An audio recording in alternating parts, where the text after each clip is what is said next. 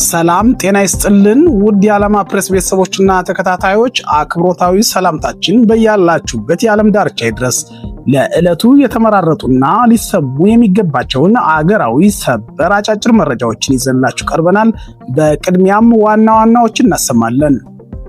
ከአንድ ወር በላይ በሺዎች የሚቆጠሩ ተመካካሪዎችን በማሳተፍ ሲካሄድ የቆየው ሀገራዊ የምክክር ጉባኤ ወደ ማጠናቀቂያው በተቃረበበት ወቅት በአብዛኛዎቹ አጀንዳዎች ላይ መግባባት ቢታይም የአዲስ አበባ ጉዳይ ግን መጨረሻው የክርክርና ያለመግባባት ምንጭ ሆኖ መቀጠሉን የተለያዩ ምንጮች ዘግበዋል። በኮሚሽኑ በተያዘው ቀጠሮ መሰረት 500 አባላት የያዙት ቡድኖች በአጠናቃሪዎቻቸው አማካኝነት ያዘጋጁት አንድ ወጥ የምክር ሐሳብ ሰነድ ሲቀርብ ለመስማት 4000ዎቹ ጉባኤተኞች ቢገኙም ያልጠበቁትና በጭምጭምታ የሰሙት አጀንዳ በኮሚሽኑ በመቅረቡ አዳራሹ በጥርጣሬና በስጋት ተሞልቶ እንደነበር እንዲሁም በጉዳዩ ላይ ቅሬታ አቅርበው የነበሩ ተመካካሪዎችና የምክክር መሪዎች አዳራሹን ረግጠው መውጣታቸው ተሰምቷል። በጥልቀት ዳሰነዋል፣ የምትሰሙት ይሆናል። በመቀሌ የተፈጸመው የድሮን ጥቃት በትግራይና በፌደራል መንግስቱ መካከል ያለውን ውጥረት አባብሶታል። በትግራይ ክልል መቀሌ ከተማ ላይ የተፈጸመው የድሮን ጥቃት ተከትሎ ከተገለጸው የሰው ጉዳት በተጨማሪ የትግራይ ክልል አስተዳደር ተከታታይ መግለጫ በማውጣት ጉዳዩን ወደ ዓለም አቀፍ ማህበረሰብ እንዳቀረበ ተገልጿል። ህወሓት የዓለም አቀፉ ማህበረሰብ ከዝምታ በመውጣት የፌደራል መንግስቱ በክልሉ ያሰማራውን የድሮን ጥቃት በጽኑ እንዲያወግዝና ንግግሮችን እንዲያመቻች ጥሪ አቅርበዋል። ይህ በእንዲህ እንዳለ በመቀሌ ከተማና በሌሎች የትግራይ አካባቢዎች በተፈጸመ የአዲስ የአየር ጥቃት በርካታ ንጹሃን መቁሰላቸውና በክልሉ የነበረው ውጥረት እንደገና ማየሉን ተከትሎ የተለያዩ ወገኖች በጉዳዩ ዙሪያ ሀሳባቸውን እያጋሩ ነው። በጥቃቱ ሳቢያ በህፃናትና አረጋውያን ላይ ከባድ የአካልና የስነ ልቦና ጉዳት የደረሰ ሲሆን የክልሉ የፖለቲካ ተዋንያንም የተለያዩ አቋሞችንና ማስጠንቀቂያዎችን በማንጸባረቅ ላይ ይገኛሉ። ሌላኛው በዝርዝር የምናየው ጉዳይ ነው። ክቡራን ተከታታዮች እኒህና መሰል ሰበር መረጃዎች በሚለቀቁበት ጊዜ በቶሎ እንዲደርሳችሁ ቻናሉን ሰብስክራይብ በማድረግና የደወል ምልክቱን በመጫን ለሌሎችም እንዲደርስ ላይክ እና ሼር በማድረግ እንድትከታተሉ እያሳሰብን ለዕለቱ ከሀገር ውስጥ የያዝናቸውና በጥልቀት የምንመለከታቸው መረጃዎችን በዝርዝር ወደ ማቅረብ እናልፋለን። አብራችሁን ቆዩ። ከአንድ ወር ጊዜ በላይ በሺዎች የሚቆጠሩ ተመካካሪዎችን በማሳተፍ ሲካሄድ የቆየው ሀገራዊ የምክክር ጉባኤ ወደ ማጠናቀቂያው በተቃረበበት ወቅት በአብዛኞቹ አጀንዳዎች ላይ መግባባት ቢታይም የአዲስ አበባ ጉዳይ ግን እስከ መጨረሻው የክርክርና ያለመግባባት ምንጭ ሆኖ መቀጠሉን የተለያዩ ምንጮች ዘግበዋል። የሀገራዊ ምክክር ኮሚሽኑ ምክትል ዋና ኮሚሽነር ወይዘሮ ሂሩት ገብረስላሴ አንድ ትልቅ ምዕራፍ ላይ ደርሰናል በማለት የሂደቱን ስኬታማነት በማውሳት ረቡዕ ነሐሴ 13 2018 ዓ.ም በሰጡት መግለጫ ላይ ከ8ቱ ባለ 500 ቡድን የተውጣጡ የ120 አጠናቃሪዎች ስራቸውን አጠናቀው ለየቡድናቸው አንድ ወጥ የምክር ሐሳብ ሰነድ ማቅረባቸውን፣ አጠናቃሪዎችም ከ8ቱ ቡድኖች የተሰጣቸውን ግብዓቶች በማካተት የመጨረሻውን ሰነድ በሚቀጥለው ዕለት ሐሙስ ነሐሴ 14 2018 ለጠቅላላ ጉባኤተኞች እንደሚቀርብ መግለጻቸው ይታወሳል።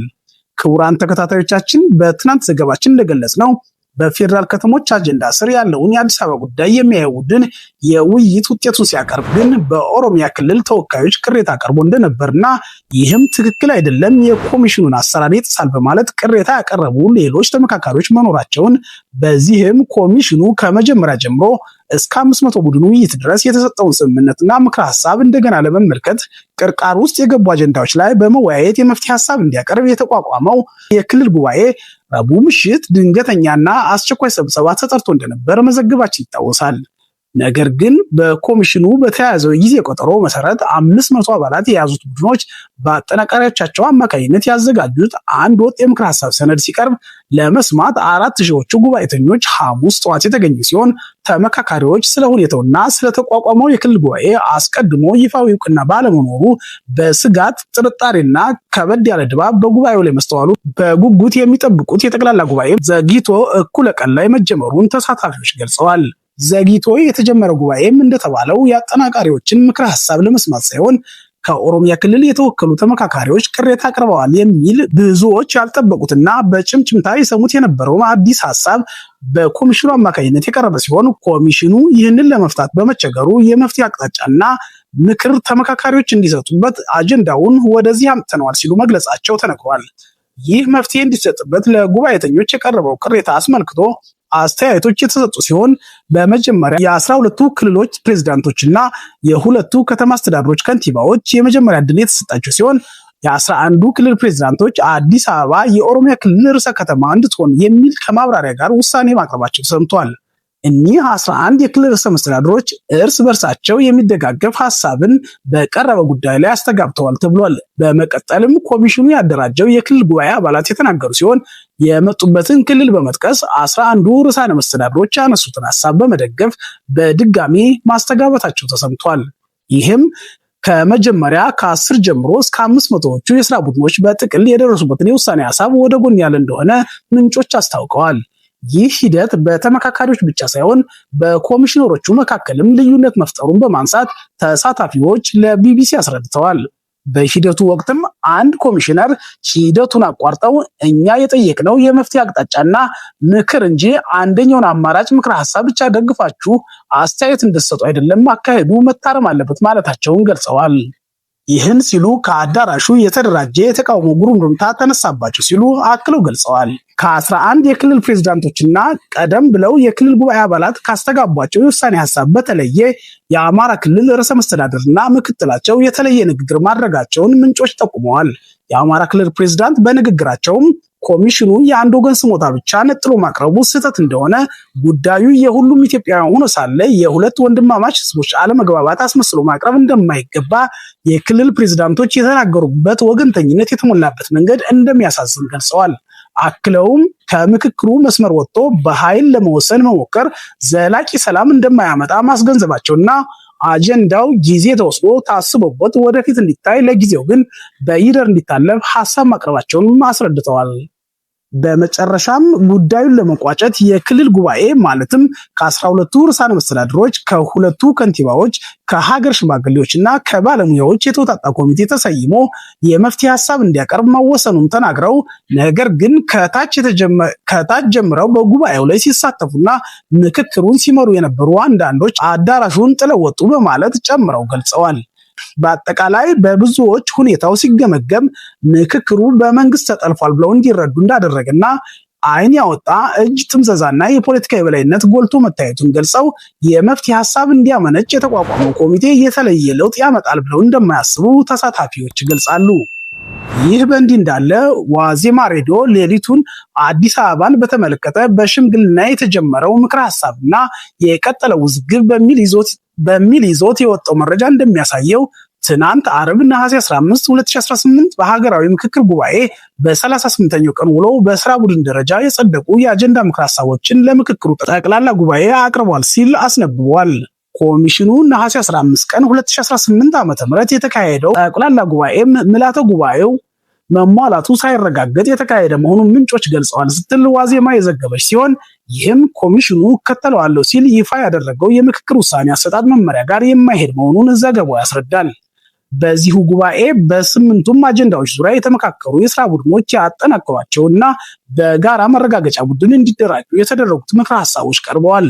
ከአጀንዳ ምክረ ሐሳቦች በተጨማሪም ኮሚሽኑ በፌዴራል ከተሞች አጀንዳ ጉዳይ እንዲያሸማግል በሚል ያቋቋመው ኮሚቴ ያዘጋጀው ምክረ ሐሳብም ለጉባኤው ቀርቧል።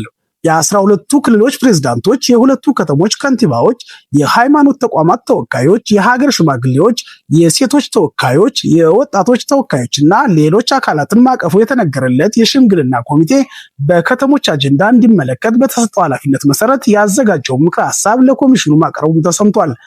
ነገር ግን በዚህ ጉዳይ ተቃውሞ ማጋጠሙ ተነግሯል። የፌዴራል ከተሞች አጀንዳ ምክረ ሐሳብ ከቀረበ በኋላ የኮሚሽኑ ኮሚሽነር ዶክተር ዮናስ አዳዬ የሽምግልና ኮሚቴው ለኮሚሽኑ ያስረከበውን ምክረ ሐሳብ ለተመካካሪዎች ለማንበብ ወደ መድረክ መውጣታቸውና ቀደም ሲል የሽምግልና ሂደቱ ተቀባይነት የለውም በሚል ቅሬታ አቅርበው የነበሩ የአማራ ክልል ተወካዮች ከጉባኤው አዳራሽ መውጣታቸው ተነግሯል። ኮሚቴው አጨቃጫቂ በነበረው አጀንዳ ዙሪያ ያቀረበው ምክረ ሐሳብ በዋናነት በአዲስ አበባና የኦሮሚያ ክልል ርዕሰ ከተማ ጉዳይ ሲሆን በቃላት አጠቃቀም ዙሪያ አካል የሚለው ቀርቶ ተጠሪና መቀመጫ የሚለው ቀርቶ ርዕሰ ከተማ በጥቅም ላይ እንዲውሉ ምክረ ሐሳብ አቅርቧል። ኮሚቴው በሕገ መንግስቱ አዲስ አበባ የኦሮሚያ ክልል ርዕሰ ከተማ ናት የሚል እውቅና እንዲሰጥ ባቀረበው ምክረ ሐሳብ ደግሞ እውቅና መስጠት የሚያስችሉ ናቸው ያላቸውን ሁለት አማራጮች አቅርቧል። የመጀመሪያው አማራጭ ሁሉም ክልሎች ርዕሰ ከተማቸውን መምረጥ እንደሚችሉ የሚጠቁም ድንጋጌ በህገ መንግስቱ እንዲካተት የሚጠይቅ ሲሆን፣ ሁለተኛው አማራጭ ደግሞ አዲስ አበባ ከተማ የኦሮሚያ ክልል ርዕሰ ከተማ ናት የሚል ቀጥተኛ ድንጋጌ በህገ መንግስቱ እንዲካተት የሚጠይቅ መሆኑ ተሰምቷል። ኮሚሽኑ ከስራ ቡድኖቹ የተረከባቸውን ምክረ ሀሳቦች በራሱ መንገድ አደራጅቶ ለህዝብ ተወካዮች ምክር ቤት፣ ለአስፈጻሚው አካልና ለሌሎች የመንግስት አካላት እንደሚያቀርብ ይጠበቃል። በተለይም ንትርክ የበዛበትን የአዲስ አበባ ጉዳይ ኮሚሽኑ ከሁለቱ አማራጮች መካከል አንዱን ለይቶ እንዲያቀርብ የሚጠይቅ መሆኑን የገለጹት ኮሚሽነር ዮናስ ኮሚሽናቸው ከጥቃቅን ቡድን እስከ ስራ ቡድን ጉባኤ ድረስ የተካሄደውን የምክክር ሂደት በቃለ ጉባኤዎች የድምፅና የምስል ክምችቶች አማካኝነት ዳግም ተመልክቶ ለሀገር ይበጃል ያለውን አማራጭ ለይቶ እንደሚያሳውቅ ተናግሯል ተብሏል። ይህም በአዲስ አበባ ጉዳይ የቀረቡት ሁለት አማራጮች በምን መልክ ወደ ቀጣይ የመንግስት ውሳኔ እንደሚሄዱ ጉዳዩ እስካሁን ተጠባቂ ሆኗል። ጉባኤው በይፋ የጀመረው ሐምሌ 8 ቀን 2018 ዓ.ም ሲሆን ነሐሴ 16 የማጠናቀቂያ መርሃ ግብሩን ለማካሄድ እቅድ መያዙ ተጠቁሟል። በቀጣይነት በዝርዝር ወደምንመለከተው ጉዳይ ስናመራ በመቀሌ የተፈጸመው የድሮን ጥቃት በትግራይና በፌዴራል መንግስቱ መካከል ያለውን ውጥረት አባብሶታል። በትግራይ ክልል በመቀለ ከተማ ላይ የተፈጸመውን የድሮን ጥቃት ተከትሎ ከተገለጸው የሰው ጉዳት በተጨማሪ ህወሓት መራሹ የትግራይ ክልል አስተዳደር ተከታታይ መግለጫ በማውጣት ጉዳዩን ወደ ዓለም አቀፍ ማህበረሰብ እንዳቀረበ ተገልጿል። ህወሓት የዓለም አቀፉ ማህበረሰብ ከዝምታ በመውጣት የፌዴራል መንግስቱ በክልሉ ያሰማራውን የድሮን ጥቃት በጽኑ እንዲያወግዝና ንግግሮችን እንዲያመቻች ጥሪ አቅርበዋል። ድርጅቱ ባወጣው ይፋዊ መግለጫ የፌዴራል መንግስት የክልሉን ርዕሰ መዲና መቀለን ጨምሮ በተለያዩ የትግራይ አካባቢዎች የድሮን ጥቃቶችን አጠናክሮ መቀጠሉን ጠቅሶ ነገር ግን ሁኔታዎችን ከማባባስና ቀጠናውን ወደ አዲስ ግጭት ከመመለስ ለመቆጠብ ሲባል እስካሁን ምንም አይነት ወታደራዊ ምላሽ አለመስጠቱን አስታውቀዋል። የትግራይ ህዝብ ለከፍተኛ የህልውና ስጋት መጋለጡን ያስታወቀው ድርጅቱ የጸጥታ አቅሙን ለማጠናከርና ራሱን የማስተዳደር መብቱን ለማስከበር እንደሚሰራ የጠቆመ ሲሆን በኬንያ የሰላም ድርድር ይካሄዳል ወይም አደራዳሪዎች ትግራይ ገብተዋል ተብሎ የሚሰራጨው መረጃ ግን የሐሰት ወሬ መሆኑን አብራርቷል። በተጨማሪም ከሌሎች ወገኖች ጋር ስለሚደረገው አዲስ ጥምረትና አቅጣጫ በቅርቡ በጋራ መግለጫ እንደሚሰጥ በመግለጫው ጠቁሟል። በመግለጫው መጨረሻ ላይ ህወሓት አሁንም ቢሆን የሰላምና የድርድር መንገዱን እንደሚመርጥ የገለጸ ቢሆንም ትዕግስታችን እንደ ፍርሃት ሊቆጠር አይገባም፣ ይሁን እንጂ የትግራይን ህዝብ ከጥቃት ለመከላከል አስፈላጊውን እርምጃ ለመውሰድ እንገደዳለን ሲል ጠንካራ ማስጠንቀቂያ አስተላልፏል። በተያያዘ ዜና በመቀለ ከተማና በሌሎች የትግራይ አካባቢዎች ከተፈጸመው ተከታታይ የሰሞኑ የአየር ጥቃት ጋር ተያይዞ በርካታ ንጹሃን መቁሰላቸውና በክልሉ የነበረው ውጥረት እንደገና ማየሉን ተከትሎ የተለያዩ ወገኖች በጉዳዩ ዙሪያ ሀሳባቸውን እያጋሩ ነው። በጥቃቱ ሳቢያ በህፃናትና አረጋውያን ላይ ከባድ የአካልና የስነ ልቦና ጉዳት የደረሰ ሲሆን የክልሉ የፖለቲካ ተዋንያንም በሁኔታው ላይ የተለያዩ አቋሞችና ማስጠንቀቂያዎችን በማንጸባረቅ ላይ ይገኛሉ። የአካባቢው ነዋሪዎችና የአይደር ሆስፒታል ምንጮች የተገኘው መረጃ እንደሚጠቁመው ጥቃቱ በሐውልቲ ክፍለ ከተማ በሚገኙ የባለስልጣናት ቤቶችና የህወሓት ጽሕፈት ቤት አቅራቢያ ያረፈ ነው። በሆስፒታሉ የሕክምና እርዳታ እየተደረገላቸው የሚገኙ 14 ተጎጂዎች መካከል 5ቱ ህፃናት ሲሆኑ በአጠቃላይ 7 ሴቶችና 7 ወንዶች ናቸው። ከተጎጂዎቹ አንዷ የጥቃቱ አይነት የሚግ የጦር አውሮፕላን እንጂ የድሮን እንዳልሆነ የተናገረች ሲሆን ታካሚዎቹ ከፍተኛ ድንጋጤና እንደ እግር ቀዶ ሕክምና፣ የአይን እይታ ማጣት እንዲሁም የጭንቅላትና የወገብ ጉዳት አስተናግደው ይገኛሉ ሲል ከነዋሪዎችና ከሆስፒታል የተገኙ ምንጮች ተናግረዋል። በሌላ በኩል የተቃዋሚ ፖለቲካ ፓርቲዎች በበኩላቸው በሁኔታው ላይ ጠንካራ አስተያየት ሰጥተዋል። የቃንጨ ሐቂ ፓርቲ ጥቃቱ የቀድሞ የሰሜን እዝ ወታደራዊ ካምፕ አካባቢ ማረፉን ገልጾ የፌዴራል መንግስት ምንም የማያውቁ ሰላማዊ ሰዎችን ማዳን እንዳለበት አሳስበዋል። ፓርቲው ህዝቡ በህወሓት ምክንያት ለጥቃት እየተዳረገ ነው ሲል የከሰሰ ሲሆን ችግሮች በሰላም ብቻ መፈታት እንዳለባቸው ገልጿል።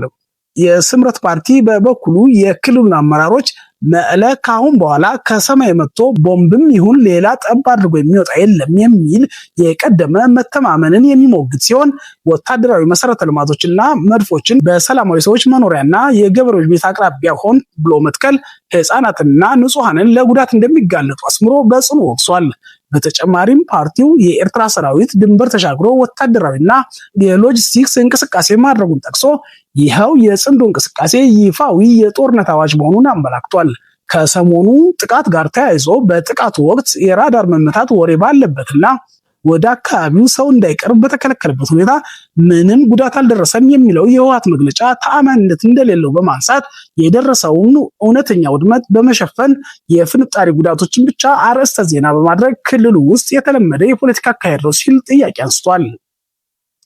ይህ በእንዲህ እንዳለ በክልሉ በየዓመቱ የሚከበረው የአሸንዳ በዓልም በደህንነት ስጋት ተጽዕኖ ስር መውደቁ ተሰምቷል። የክልሉ ባህልና ቱሪዝም ቢሮ በድሮን ጥቃት ስጋት ምክንያት የ2018 ዓ.ም አሸንዳ በዓል በስታዲየምና በአደባባይ እንደማይከበር ማሳወቁ ተገልጿል። ነገር ግን በዓሉን በየመንደሩ እንዲያከብሩ የተላለፈ ምክር ቢኖርም በመቀለ ከተማ አንዳንድ ሴቶች በዋና መንገዶች ላይ በካርኒቫል መልክ በዓሉን ማክበራቸው ተዘግቧል። ክቡራን የዩቲዩብ ቻናላችን ተከታታዮች መረጃዎችን ለማጠናቀር ቢቢሲ እና ዋዜማ ሬዲዮን በምንጭነት ተጠቅመናል። ለሰዓቱ የያዝናቸው አጫጭር ሰበር የሀገር ውስጥ መረጃዎችን በዚሁ ፈጸምን። በሌሎች ትኩስና ሰበር መረጃዎች ተመልሰን እስክንገናኝ ቻናሉን ሰብስክራይብ በማድረግ ቤተሰብ እንድትሆኑ ላይክ እና ሼር በማድረግ ለሌሎች እንዲደርስ እንድታደርጉ አክብሮታዊ ጥሪያችን ነው። እስከዚያው መልካም ሁሉ ተመኘን። ሰላም ቆዩ።